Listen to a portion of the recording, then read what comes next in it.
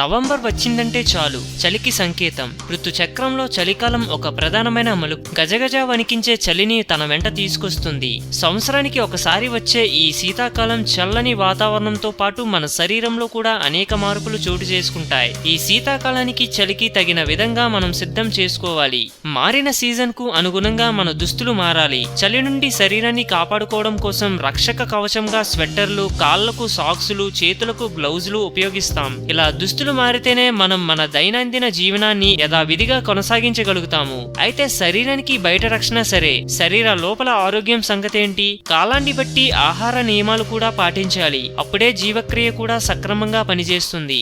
ఆహారం అనేది అది మీ ఆరోగ్యాన్ని నిర్ణయించే విషయం. మీ శరీర ఆరోగ్యానికి అవసరమైన సరైన ఆహారం తీసుకోవడం శరీరం యొక్క బాడీ మాస్ ఇండెక్స్ ను మెయింటైన్ చేయడానికి చాలా అవసరం. సీజన్ బట్టి మీ శరీరం కూడా సర్దుబాటు చేసుకోవడం అవసరం. కాబట్టి మీరు వింటర్ సీజన్ లో రైట్ ఆహారం తీసుకోవాలి. వింటర్ లో తీసుకునే ఆహారాలు కొంత వెచ్చదనం కలిగించేవిగా ఉండాలి. వింటర్ వెచ్చదనం కోసం తీసుకునే ఆహారం ఈ సీజన్ కు తగ్గ వింటర్ డైట్ లిస్ట్ లో చేర్చుకొని ఖచ్చితంగా వాటిని తీసుకోవడం వల్ల చలి నుండి, వ్యాధుల నుండి శరీరాన్ని బహిర్గతంగా మరియు అంతర్గతంగా ఆరోగ్యంగా ఉంచుకోగలుగుతాము. మరి ఈ వింటర్ డైట్ కు సరిపోయే అటువంటి ఆహారాలు కొన్ని మిస్ చేయకుండా తినవలసినవి మీకోసం.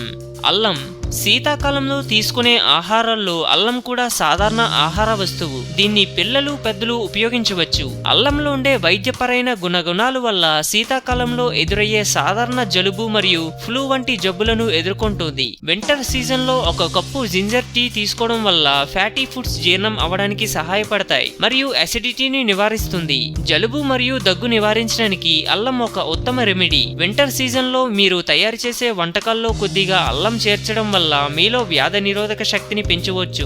పసుపు. పసుపులో వింటర్ సీజన్ లో వచ్చే అన్ని రకాల చిన్న పెద్ద జబ్బుల నుండి ఉపశమనం కలిగించే గుణాలు మెండుగా ఉన్నాయి. అంతేకాదు పసుపులో ఉండే యాంటీసెప్టిక్ మరియు యాంటీ బ్యాక్టీరియల్ గుణాలు వింటర్ సీజన్ లో వచ్చే అన్ని రకాల ఇన్ఫెక్షన్స్ కు దూరం చేసి శరీరానికి వెచ్చదనాన్ని కలిగిస్తాయి. దాల్చిన చెక్క. వింటర్ లో సాధారణంగా వచ్చే జలుబు మరియు ఫ్లూ మరియు వింటర్ సీజన్ లో వచ్చే ఇతర ఆరోగ్య సమస్యలను ఎదుర్కోవడానికి ఇండియన్ మసాలా దినుసులు గ్రేట్ గా సహాయపడతాయి. ఇండియన్ మసాలాలు శరీరంలో వేడి మాత్రమే పెంచడం కాదు, వ్యాధి నిరోధకతను సపోర్ట్ చేసి న్యూట్రిషన్స్ ను ఇది ఉత్పత్తి చేస్తుంది. పచ్చిమిర్చి.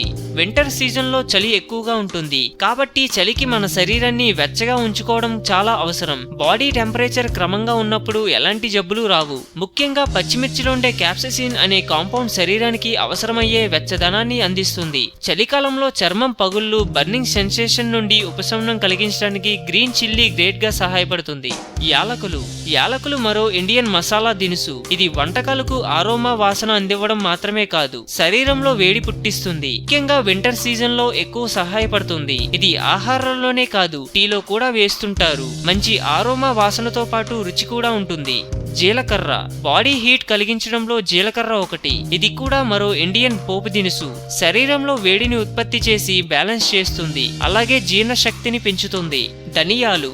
ఇండియన్ మసాలా దినుసుల్లో ధనియాలు ఒకటి. ఇవి శరీరంలో వేడి ఉత్పత్తి చేయకపోయినా వేడిని బ్యాలెన్స్ చేస్తాయి. ఇవి కొత్తిమీరకు సమానంగా పనిచేస్తాయి, జీర్ణ శక్తిని పెంచుతాయి.